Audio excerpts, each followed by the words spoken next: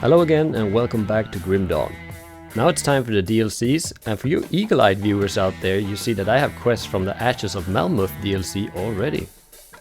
The reason for this is that I started that DLC but quickly decided that for once, I'm gonna start with the Forbidden Gods instead.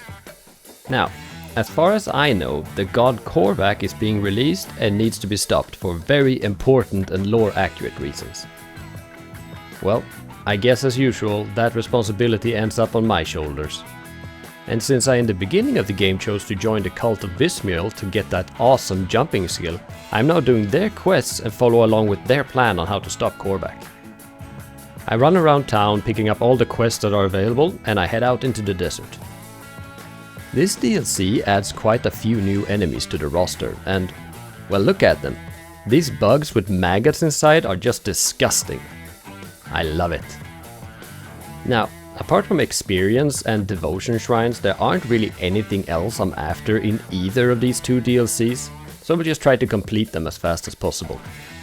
Of course, the way my build is currently performing, this is no real issue. Bone Harvest just chugs through the mobs, and as an added bonus, these enemies fall apart when they die, and all of their parts gets thrown away, which is really fun to see.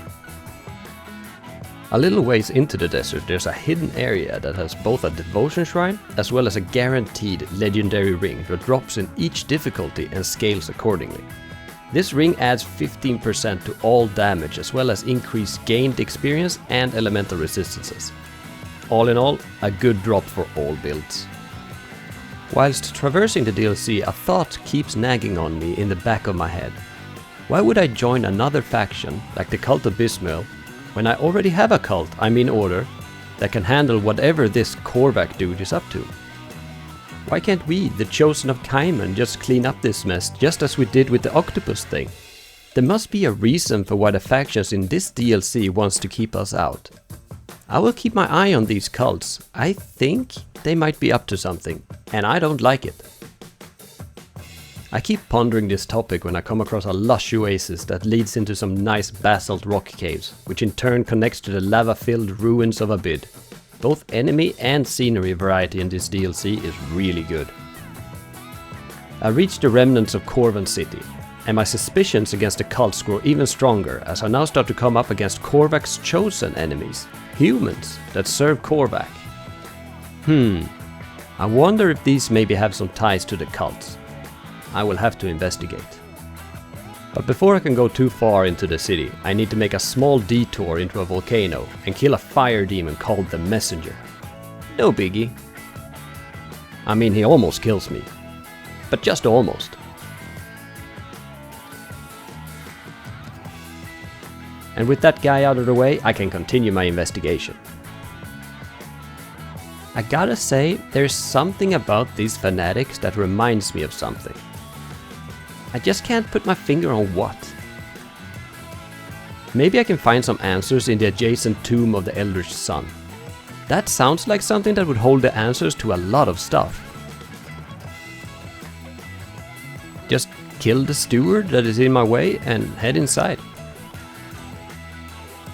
In here there are even more fanatics who goes by the name of Korvac's Chosen. I'm definitely on the right track, but I can't shake the feeling like there's something that I'm missing. Might be nothing. I press deeper into the tomb and find a circular room with nothing in it, except a person. Just standing there. But, good news everyone! It's Father Kaiman! Finally, joining me in taking down the evil cults in Korvac. Together we will rid the land of all evils. Together we will ride off into the sunset. Together... No, what? This can't be! Why do you want to hurt me? As it turns out, Kaiman's Chosen weren't as good as they seemed. And they have been working with Korvac all along. Well, I guess that's a lesson learned. Well, this went from bad to worse. But what isn't bad is this level design. It looks amazing. This whole DLC is a visual treat and goes to show how much design wins out over graphical fidelity. I reach a place called the Throne of the Three, where Korvac is strung up, and apparently me even being there is enough to throw him into a fit so strong that he can break his own chains. how long was he strung up there? And now, just in this moment, is when he gets loose. That is indeed very unlucky. For him. This is a 3-phase fight that gets increasingly chaotic. Good thing is though that on Veteran he ain't too bad. On Ultimate however is a whole different story, and I usually save this fight for the very end on Ultimate because he can really crank out some mean damage. Anyway, Korvac is defeated, and I return to the cult of Bismael with my tail between my legs. I brought cake as a means of saying sorry for ever doubting you. In either case, Forgotten Gods is completed, and I head over to my favorite part of the entire game, Ashes of Malmouth. Apparently the Ethereals have been causing some troubles in the town of Malmouth, and before we have an apocalypse on our hands, me and the other people decide that it's best that I go alone to take care of the problem. Funny how it always turns out like this. The DLC starts out with traversing a big forest filled with cannibals, crabs and different assortments of ill-meaning plant life. In order to get to Malmouth, we need to go through the desolate wastes, and to get there we need the help of a coven of witches. But before they even want to start talking about helping out, I need to kill Caraxus Foul, whatever, as a show of good faith. This is not even a little bit of a problem. It's actually designed so nicely that I can kill him before even getting to the coven. I talk to the witches and they will gladly help me get to Malmouth, provided I help them with a few errands first. Of course. What the witches desperately needs is the Ugden Bog fetish. I can only assume for a really good reason. The problem is that the inhabitants of a small village called Barrowholm deep in the swamp are currently in possession of it, and they do not like the witches. So I need to go there on a diplomatic mission and somehow convince them that they want to give the fetish to me. I fight through the swamp and find my way to Barrowholm. This little quaint village sits right there in the middle of the swamp, and the whole setting reminds me quite a lot of Apocalypse Now. The villagers and mayor are friendly enough and agree to give me the fetish provided that I help them repair some wards in the nearby marsh, as well as save some poor travelers that have been lost in there somewhere. This is an easy job, and it feels good helping lost people finding their way to safety. That is some good karma coming my way, and I need it since my recent Kaiman debacle.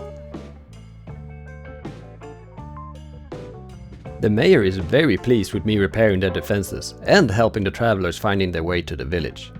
Before giving me the fetish though, he sends me on one last errand to kill some meddlesome witch. But since I'm working with the witches and also don't want to be burning that bridge, I instead tell her to flee. I can simply tell the mayor that the deed is done and he will be none the wiser.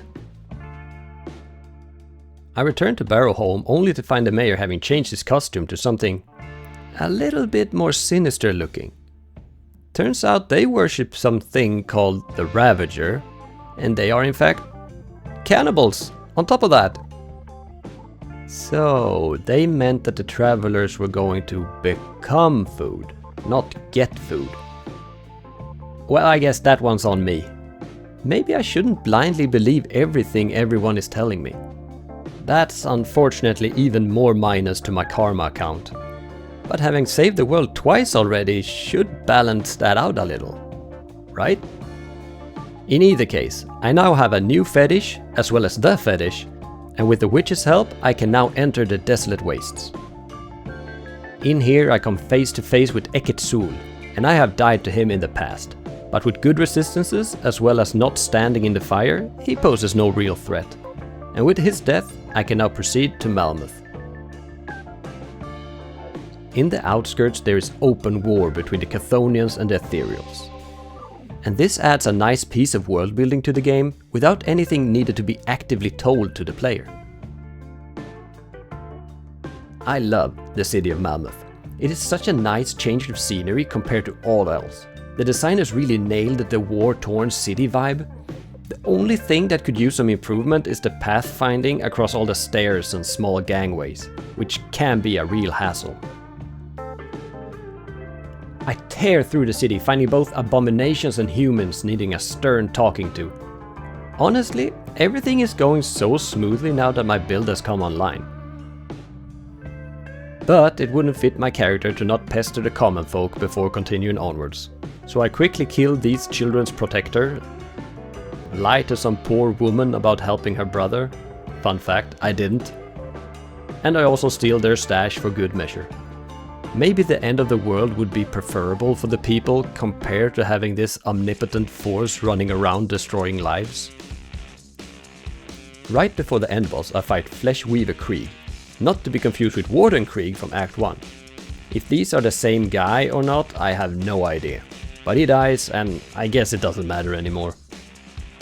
Just as with Korvac, the Master of Flesh is also a 3-phase fight, but there is a slightly more green tinge to this fight. It's a cool boss, and when it comes to boss fights, Grim Dawn is doing pretty good compared to its competition. With the death of Master of Flesh, the DLC is completed, and with that my entire run through Veteran difficulty. Onwards to Elite. I usually only do the base game on Elite before switching to Ultimate, so this will be much shorter. But also, since I was playing on Veteran, the switch to Elite is a lot more gentle. I would even say that Elite was easier than Veteran was. I simply blast through without any issues whatsoever. And boom! There's Elite done. Next up, Ultimate, and quite a lot of grinding for the Death Guard set.